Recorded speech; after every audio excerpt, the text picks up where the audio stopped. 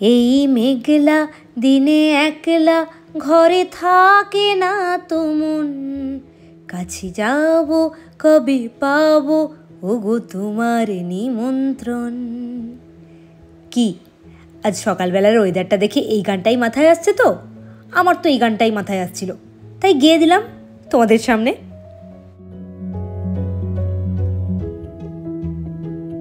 Good morning everyone, welcome back to the channel Roj Namcha. কালকের ভিডিওতে তোমাদেরকে বললাম একটা নিম্নচাপ তৈরি হওয়ার সম্ভাবনার কথা, আর এখন তো ওয়েদার রিপোর্টে যা বলে একেবারে পুঙ্খানুপুঙ্খ মিলে যায়, কোনোভাবেই তার অন্যথা হয় না। বৃষ্টি তো শুরুই হয়ে গেছে গতকাল থেকে, আর আজকে যেহেতু শুক্রবার, ঝনককে তো স্কুলে পাঠাতেই হবে, বই খাতাগুলো ফেরত দেয় যেহেতু শুক্রবার করে। আর প্রত্যেকটা শুক্রবার দেখছি এইরকম বৃষ্টি হচ্ছে। ওকে তো আমি ভ্যানে করে স্কুলে নিয়ে যাই, একটা রিজার্ভ টোটো থাকলে অসুবিধা হতো না। ভ্যানে করে যাওয়ার কথা বলাতে একটা কথা মনে পড়লো, তোমাদের সাথে শেয়ার করি। যার ভ্যানে করে আমি ঝনককে নিয়ে স্কুলে যাই, উনি এতটাই অনেস্ট আর এতটাই উনার আত্মসম্মান বোধ যে উনার ভ্যানে একটা ছাতা ছিল, ছাতাটা এখন এতটাই খারাপ অবস্থা, ফুটো হয়ে গিয়ে শিক ভেঙে গিয়ে একটু হাওয়া দিলে উড়ে চলে যায়, মানে কোনো রকমে টেনে টুনে আটকান। এবার আমি যেহেতু বলেছি যে ছাতাটা আটকিও আমার প্রবলেম হয় না হলে, তাই জন্য উনি ছাতাটা আটকান আমার কথা ভেবে। আমি ওনাকে এটাও বলেছি যে তুমি একটা নতুন ছাতা কেনো, কত টাকা লাগে আমাকে বলো, আমি তোমাকে ছাতার টাকাটা দিয়ে দেবো, আমারই তো দরকার হয়, ছেলেটাকে নিয়ে যাই, অসুবিধা হয়। উনি তখন তো কোনো কথার উত্তর দেন না, যখনই যতবার বলেছি এই কথাটা, কিন্তু উনি ছাতাটা কিনলেন না। এবার আমার এটা দেখে একটা জিনিসই মনে হলো, উনার আত্মসম্মান বোধটা এতটাই বেশি, মানে এখনকার দিনের মানুষ না সুযোগের সন্ধানে থাকে, যে একটু সুযোগ পেলাম সুযোগটাকে কাজে লাগিয়ে ফেলি। কিন্তু উনাকে আমি এতবার বলা সত্ত্বেও উনি কিন্তু ছাতাটা কেনেননি। হয়তো উনি টাকা পয়সার দিক থেকে আমাদের থেকে অনেকটাই দুর্বল, কিন্তু উনার আত্মসম্মান বোধটা প্রচণ্ড। উনি ভাবছেন যে কেন শুধু শুধু আমি ছাতাটা নিতে যাব বিনা পয়সায়, আমার যদি কখনো সামর্থ্য হয় ছাতা কেনেন আমি নিজেই কিনে নেবো, এটাই নিশ্চয়ই ভেবেছেন। এটা ভেবে আমার খুব ভালো। আমাদের সমাজে এখনও এমন এমন মানুষ আছে যাদের জন্য আমাদের সমাজটা এখনও যথেষ্ট ভালো আছে। চলো, অনেক কথা বললাম, আজকে দিনটাকে শুরু করি, দেখতে থাকো সারাদিন কী করি। আমার বাড়িতে ছাতা শুকোতে দেওয়ার জায়গা হলো এই বারান্দাটাই। ছাতা যদি এইখানে থাকে কোনো রকম প্রবলেম নেই, হাওয়াতে উড়িয়েও নিয়েও যাবে না। আবার যদি ছাতার জন্য মেঝে ভিজে যায় তাতেও কোনো প্রবলেম নেই। ঝনক খুব একটা বারান্দায় আসে না, ও যে ওই ভেজার জন্য পিছলে পড়ে যেতে পারে সেই ভয়টাও খুব একটা নেই এই বারান্দায়। আর ভেজা ছাতাগুলো আমি সবসময় এইখানেই তাই জন্য মেলি। এই বছরের বর্ষার বৃষ্টিতে এই ছাতাটা আমাদের একেবারে অস্ত্র হিসাবে ব্যবহার হচ্ছে। প্রত্যেকদিন যখন কাঁধে ঝুলিয়ে নিয়ে যাই তখন তরোয়ালের থেকে কোনো অংশে কম বলে মনে হয় না। এগুলো জানি বেরোনোর সময় হয়তো লাগতে পারে, তাও ভাঁজ করে নিলাম। কেন বলো তো? নাহলে এটা ক্যারি করতে প্রবলেম হয়ে যায়। এর একটা কাভার আছে, সেই কাভারে ভরে নেব, তাহলে কাঁধে ঝুলিয়ে নেওয়া খুব সহজ হয়। সেদিন বাড়িতে গিয়ে দেখছি মা একটা বেশ সুন্দর জিনিস দিয়ে ঘর পরিষ্কার করছে। দেখার পর আমি মাকে বললাম, এটা কোথা থেকে কিনেছো? মা বললো ট্রেন থেকে কিনেছি। তখনই রাকেশকে বললাম, তুমি তো রোজই ট্রেনে যাতায়াত করো, তাহলে আমার জন্য একটা কিনে এনো। তার পরের দিন দেখলাম আমার জন্য নিয়ে এসেছে। এটা দেখাই তোমাদেরকে, মানে খুবই উপকারী আমাদের মতো বেটে মানুষদের জন্য। দাঁড়াও দেখাচ্ছি। এইটা ট্রেন থেকে কিনেছে, আর এইটার দাম নিয়েছে মাত্র 100 টাকা। আর জিনিসটা কতটা সুবিধাজনক তোমরা এবার দেখো। অনেকের বাড়িতে হয়তো আছে, আর যাদের যাদের বাড়িতে নেই তারা খুব তাড়াতাড়ি কিনে নিও, খুব সুবিধা হবে ঘর পরিষ্কার করতে। এটা হলো ঘরের ঝুল ঝাড়ার জন্য খুব সহজ একটা উপায়। দাঁড়াও, এই লাঠিটার মুখে আগে এটাকে আটকে নিই ভালো মতো। আর ওই যে তলায় যে দেখছো লাঠিটা, ওইটাকে নিজের ইচ্ছে মতোই লম্বা বেটে সব করা যায়। দেখেছো তো কতটা লম্বা করা যায়? ওই জন্যই তো বললাম আমাদের মতো বেটে মানুষদের জন্য খুব উপকারী। কয়েকদিন আগে আমি ঝাঁটা দিয়ে মোটামুটি একটু ঝুল পরিষ্কার করেছিলাম, তবে ঝাঁটা হাতে নিয়ে একদম নাগাল পাচ্ছিলাম না। দেখো না, এইটা দিয়ে কি সহজে নাগাল পাচ্ছি। তাই জন্য আজকে খুব ভালোভাবে আমি পরিষ্কার করে নিতে পারলাম পুরো দেওয়ালটা। আর শুধু যে দেওয়ালের ঝুল পরিষ্কার করেছি তা কিন্তু না, আমি এটা দিয়ে ফ্যানটাও একটু ঘষে দিয়েছি, মানে পরিষ্কার করে নিয়েছি মোটামুটি। সেভাবে পরিষ্কার না হলেও মোটামুটি ওপর ওপর পরিষ্কার হয়েছে। রাকেশের যা রেকর্ডিংয়ের চাপ, আজ সকালেও তাড়াতাড়ি উঠেছি ঘুম থেকে। আমি যখন উঠেছি তখনই দেখো না, আজকে আর কোনো পরোয়াই করিনি। আগের দিন এই ঘরে ঢুকিনি ঠিকই, আজকে ঠিক ঢুকেছি। বাবা হাতে তো অস্ত্র পেয়েছি, অস্ত্রটা সদ্ব্যবহার করতে হবে না। এই ঘরের ঝুলগুলোও পরিষ্কার করে নিই। এই ঘরটাতে খুব ঝুল হয়েছিল জানো তো, আগের দিন এই ঘরটা পরিষ্কার করা হয়নি ঝাঁটা দিয়ে, তাই জন্য আজকে এই ঘরটা খুব ভালো মতো পরিষ্কার করে নিলাম। এত সহজে যদি কোনো কাজ হয়ে যায় তাহলে কেন ইচ্ছে করবে না বলো তো এই কাজগুলো করতে? আমাদের আসলে ফলস সিলিং আছে তো, তাই জন্য ঝুলটা একটু বেশিই হয়। ওই ফলস সিলিংয়ের মধ্যে কেমন জড়িয়ে জড়িয়ে থাকে। দুদিন অন্তর অন্তর এগুলোকে একটু পরিষ্কার করে না দিলে খুব বাজে লাগে দেখতে। বাড়ি ঘরদোর শুধু বানিয়ে রাখলেই হবে, সেগুলোকে তো ভালো মতো মেনটেনও করতে হবে, আর সেই মেনটেন করার বেশিরভাগ দায়িত্বটাই আমার, জানো তো।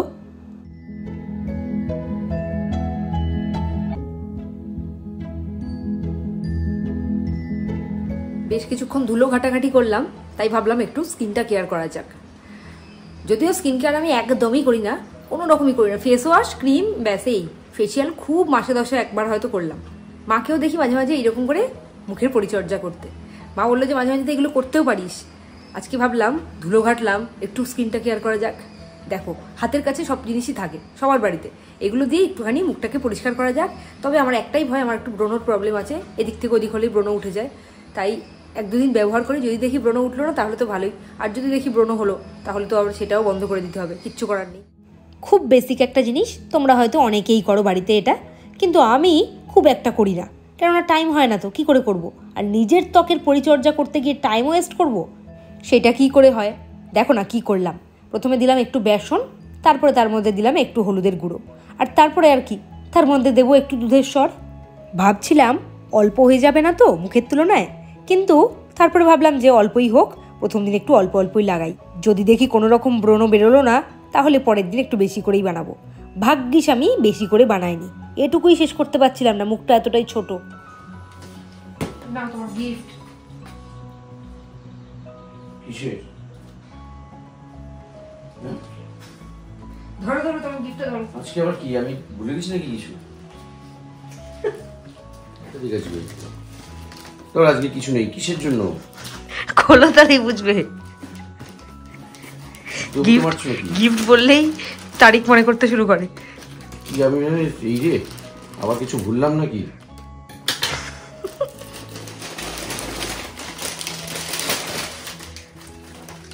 এই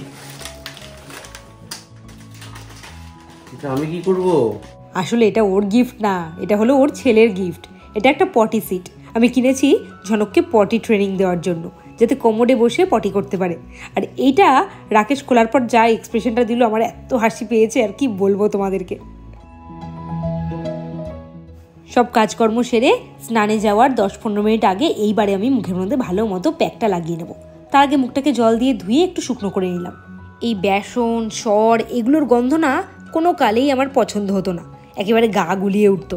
নাকটাকে বন্ধ করে কোনো রকমে মাখলাম মুখে, যদি একটু সুন্দর হওয়া যায় সেই আশায়। কিছুটা মাখার পর দেখলাম যে পরিমাণে অনেকটাই বেড়ে গেছে। কি করে এখন শেষ করব? যা পারলাম তাই করলাম, গলায় মাখলাম, মুখের মধ্যে থপ থপ করে লাগিয়ে রাখলাম মেখে, সেইভাবেই কোনোভাবে শেষ করলাম।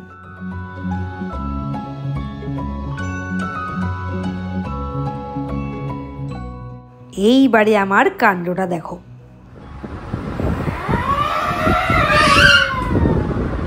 এ ঝনক, বাড়িতে পেতনি ঢুকেছে দেখ।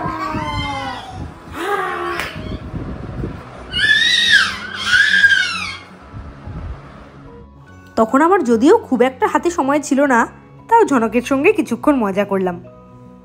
আসলে সবসময় সিরিয়াসভাবে থাকলাম, টাইম টু টাইম নিজের কাজগুলো করে নিলাম। এইভাবে জীবনটা কাটালে না জীবনটা বড় একঘেয়ে হয়ে যায়। মাঝে মধ্যে এরকম হাসি, আড্ডা, ইয়ার্কি এগুলো মেরে দেখো, বেশ ভালো লাগবে, আর একঘেয়ে ভাবটা অনেকটাই কমে আসবে। এরপরে তো তাড়াহুড়ো করে রেডি হলাম, রেডি হয়ে বেরিয়ে পড়লাম। ঝনককে স্কুলে নিয়ে যাব, নিজের স্কুলে যাব, কিন্তু তারপরে কি হলো দেখো, ঝনক তো এসেই বসে পড়েছে আপেল খেতে। ঝনককে নিয়ে স্কুলে যাওয়ার জন্যই বেরিয়েছিলাম, আর আমিও স্কুল করার জন্য বেরিয়েছিলাম। চাকদায় যে অবস্থা দেখলাম এসে, সেই আগের সিচুয়েশনে আবার ফিরে এসছে। পুরো মনে হচ্ছে বন্যা হয়ে গেছে, রাস্তাঘাট জলের তলায়, স্কুলের সামনেটা জলের তলায়। আমাদের স্কুল তো ছুটি দিয়ে দেওয়া হয়েছে অতিরিক্ত বৃষ্টির কারণে। এখন একটু বৃষ্টিটা কমলেও আবার আকাশে কালো হয়ে মেঘ করেছে, এক্ষুনি নামবে ঝেঁটে।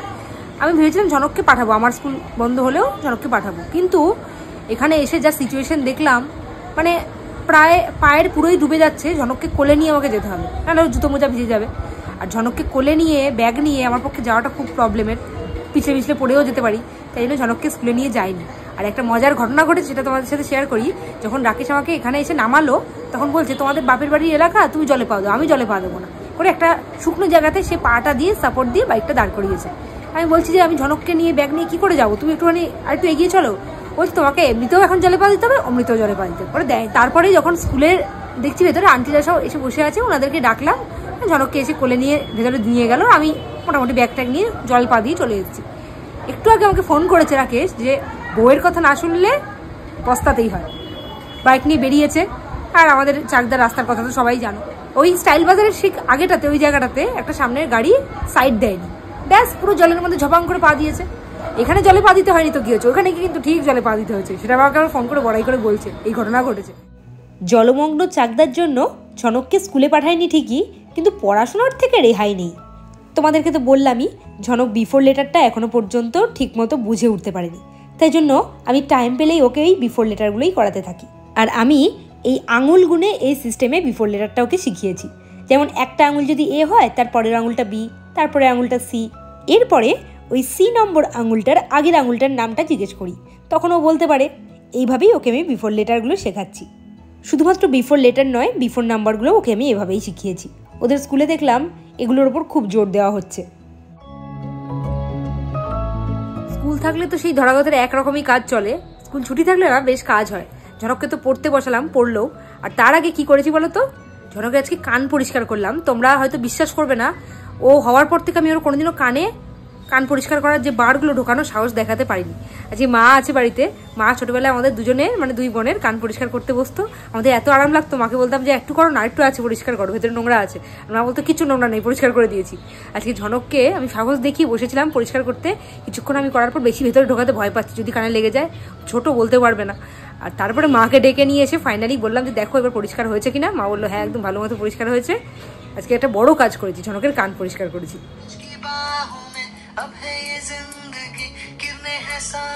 10th সেপ্টেম্বর ঝনকের স্কুলে অ্যানুয়াল প্রোগ্রাম, আর সেই প্রোগ্রামে ও নাকি আবার নাচ করবে। শুনে আমি একেবারে অবাক হয়ে গেছি। স্কুলে কিন্তু বেশ নাচ শিখেছে, এই দেখো কি সুন্দর নাচছে, দেখেছো?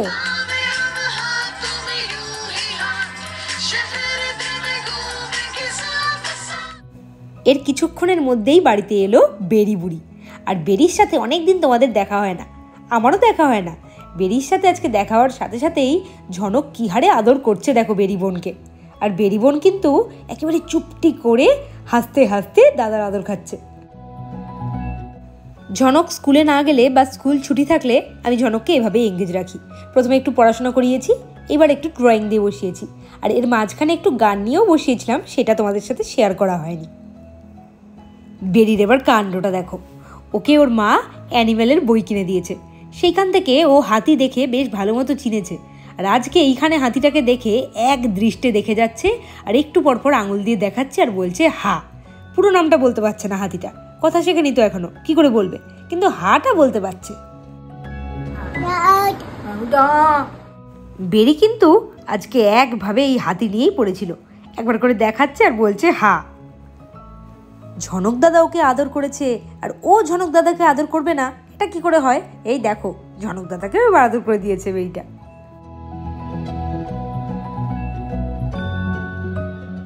ওদের এই কাণ্ড কারখানাগুলো দেখতে আমার বেশ ভালো লাগে, তাই তোমাদের সাথেও আমি শেয়ার করি। দেখো না, ওর মা ফল খাচ্ছে, আর ওর মায়ের ফলের বক্স থেকে একেবারে শটানে নিয়ে মুখে। আজকের দুপুরের মেনুগুলো প্রত্যেকটাই আমার খুব ফেভারিট, তাই তোমাদের সাথে একটু শেয়ার করছি। আর রান্নাগুলোও হয়েছিল দুর্দান্ত। প্রথমেই হয়েছিল আলু পোস্ত, আর মায়ের হাতের আলু পোস্ত কী যে ভালো হয় খেতে। আর তার সাথে বিউলির ডাল মানে কলাইয়ের ডাল, আর তার সাথে হয়েছিল একেবারে কষা কষা করে হাঁসের ডিম। প্রত্যেকটা রান্না একেবারে মুখে লেগে আছে এখনো পর্যন্ত।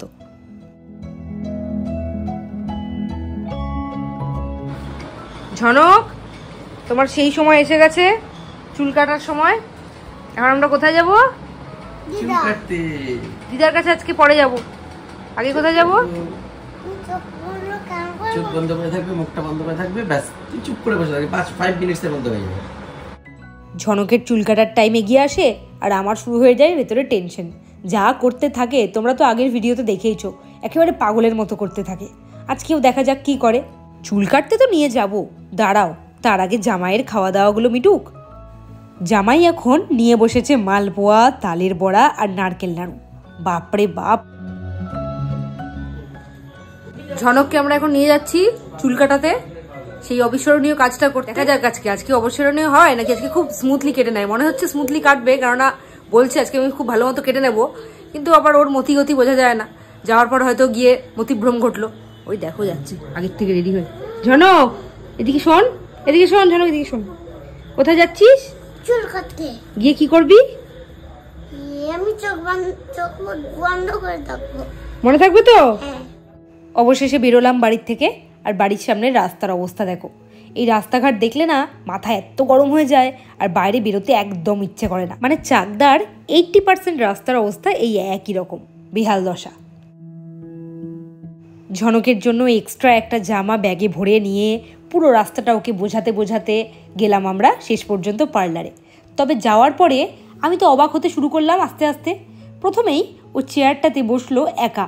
এর আগে যতবার ও চুল কেটেছে বাবা না হলে দিয়ার কোলে বসেই কেটেছে, আর তার মধ্যে করেছে প্রচণ্ড কান্নাকাটি। আজকে একেবারে বসে বসে হাসছে। আসলে আমার ঝনক সোনাটা যে আস্তে আস্তে বড় হচ্ছে তার প্রমাণ আমি প্রত্যেকটা পদক্ষেপেই পেয়ে যাচ্ছি।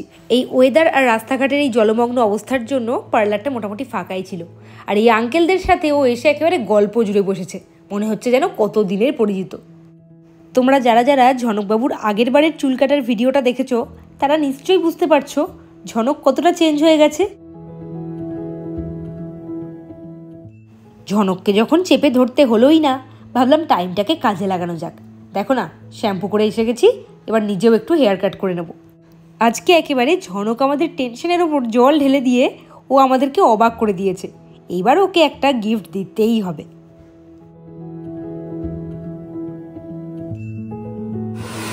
আয়না দেখি দিস তো কেমন হলো কাটিংটা? হ্যালো। হ্যালো।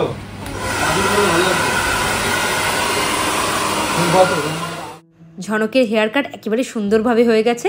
এবারে আমিও তাড়াতাড়ি করে চুলটা কেটে নিই।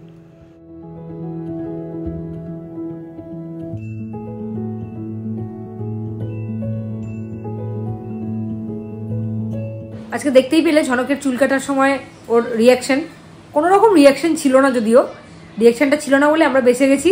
আর সেই জন্য সেই ফাঁকে আমিও চুলটা কেটে নিলাম। চুলগুলো এত মানে তলাগুলো কেমন ফেটে ফেটে গেছিলো। আগে একরকম ছিল, টাইম মতো ঠিক পার্লারে যেতাম, যা যা দরকার হতো করতাম। এখন তো টাইম পাই না। এই ঝনকের দৌলতে ঝনক যখন যায় তখন একটু টাইম পাই, কিন্তু প্রত্যেকবার যা কান্নাকাটি করে সুযোগ হয় না। এবার যখনই দেখেছি ঝনক একেবারে স্মুথলি চুল কেটে নিয়েছে, তখন আমি ভাবলাম যে সেই সুযোগটা নেওয়া যাক করে নিজেও চুলটা আজকে কেটে নিলাম। তবে চুলটা বেশি ছোট করিনি, একদমই হালকা কেটেছি, শুধু ট্রিম করেছি তলাটা। আমি ভালো করে চুল কাটতে দিয়েছি। ঝনক আসার পর থেকে বলে যাচ্ছে, মা আমাকে দেখো আমি ভালো করে চুল কাটতে দিয়েছি, আমি একদম কাঁদিনি, তুমি গুড বয়, তাই জন্য তুমি আঙ্কেলের থেকে চকলেট পেয়েছো, তাই না? হ্যাঁ। দেখি পেছন ফেরো, তোমার চুলের পেছনটা সবাইকে দেখিয়ে দাও, মাথা নিচু করো। এই দেখো কি সুন্দর চুল কেটেছে ঝনক বুড়োটা, দেখি। গুড নাইট বলে দাও সবাইকে। আজকের মতো গুড নাইট, কালকে বলে দেবো। দেখা হবে, টাটা, গুড নাইট। উড়ি বাবা, টাটা, যাও শুয়ে পড়ো।